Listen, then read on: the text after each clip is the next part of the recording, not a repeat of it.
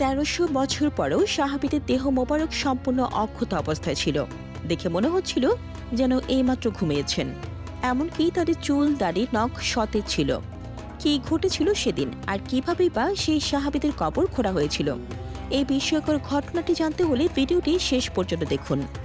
আমরা সকলে খুব ভালো করে জানি যে আমাদের মৃত্যুর পর আমাদের শরীর মাটির সাথে মিশে যাবে, আমাদের হাড়গুলো ছাড়া কিছুই অবশিষ্ট থাকবে না। কিন্তু এটা চরম সত্য যে আল্লাহ তাআলা তার প্রিয় বান্দাদের দেহ মোবারকগুলোকে তাজা ফুলের মতো রাখেন। অনেকেই এই ব্যাপারটি বিশ্বাস করেন না, কিন্তু 1932 সালে আল্লাহ তাআলা হাজারো মানুষের সামনে এই ব্যাপারটির একটি উত্তম উদাহরণ কিংবা দলিল দিয়ে দিয়েছেন। 1932 সালে তখনকার সময় ইরাকে শাহ ফয়সাল আল আওয়ালের শাসন আমল ছিল। কোন এক রাতের বেলায় শাহ ফয়সাল আল আওয়ালের স্বপ্নে হযরত হুযায়ফা রাদিয়াল্লাহু তাআলা তাশরিফ নেন এবং বলেন যে, হে বাদশাহ, জাবের বিন আব্দুল্লাহ রাদিয়াল্লাহু তাআলা এবং তিস্তা নদীর কাছ থেকে সরিয়ে কোনো সুরক্ষিত স্থানে স্থানান্তর করুন, কারণ আমাদের কবরে পানি চলে এসেছে এবং জাবের বিন আব্দুল্লাহ রাদিয়াল্লাহু তাআলা এর কবরে পানি আসতে শুরু করে দিয়েছে। পরের দিন সকালে বাদশাহ শাহ ফয়সাল আল আওয়াল যখন ঘুম থেকে উঠলেন, তখন তিনি এই স্বপ্নটি ভুলে গেলেন এবং তিনি নিজের কাজে ব্যস্ত হয়ে পড়লেন। এর পরের দিন রাতে বাদশাহ পুনরায় একই স্বপ্ন দেখলেন, আর আগের মতো সবকিছু ভুলে গিয়ে তিনি নিজের কাজে ব্যস্ত হয়ে পড়লেন। এরপর তৃতীয় রাতে হযরত হুযায়ফা রাদিয়াল্লাহু তাআলা ইরাকের এক মুফতির স্বপ্নে আসেন এবং বলেন যে, আমি গত 2 রাত যাবৎ বাদশাহকে আমার সমস্যার কথা জানিয়েছি, বারংবার তিনি এই স্বপ্নের কথা ভুলে যাচ্ছেন। আপনি দয়া করে বাদশাহকে এই স্বপ্নের ব্যাপারে জোর দিয়ে জানান, তিনি যেন দ্রুত আমাদের কবরের জায়গা পরিবর্তনের ব্যবস্থা করেন।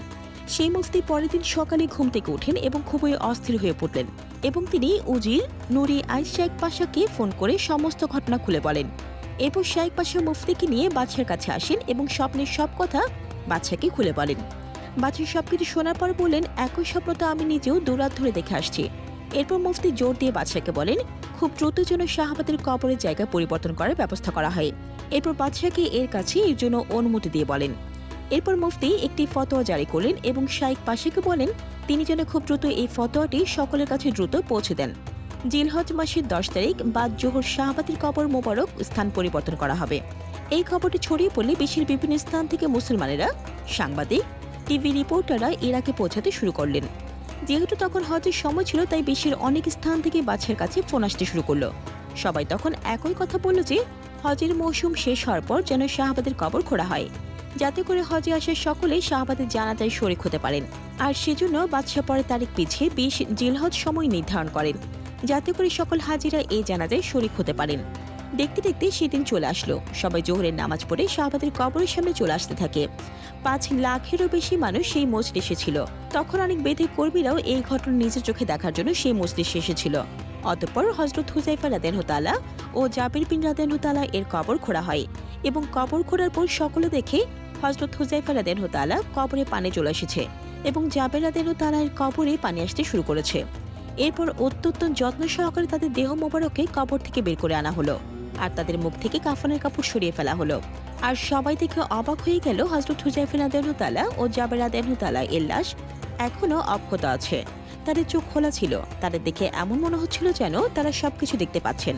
তাদের চুল ও দাড়ি মোবারকও একদম অক্ষত ছিল। তাদের দেখে একেবারে মনে হচ্ছিল না যে তারা 1300 বছর পূর্বে মারা গেছেন। তাদের দেহ মোবারক দেখে এরকম মনে হচ্ছিল যে তারা হয়তো কিছুক্ষণ আগেই ঘুমিয়েছেন।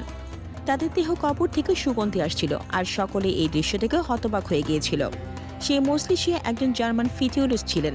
এই ঘটনা থেকে তার বলা বর্ণনা অনুযায়ী জানা যায় যে 1300 বছর পূর্বে মারা যাওয়া দেহ মোবারক দেখে মনে হচ্ছিল তাদের দেহ কোনো জীবিত মানুষের থেকেও অনেক সতেজ। তিনি তখনই ইরাকের মুফতির কাছে কালেমা পড়ে মুসলমান হয়ে যান। সেদিন অনেক ইহুদি ও বিধর্মীরাও ঈমান আনেন এবং তারাও মুসলমান হয়ে যান। সুবহানাল্লাহ।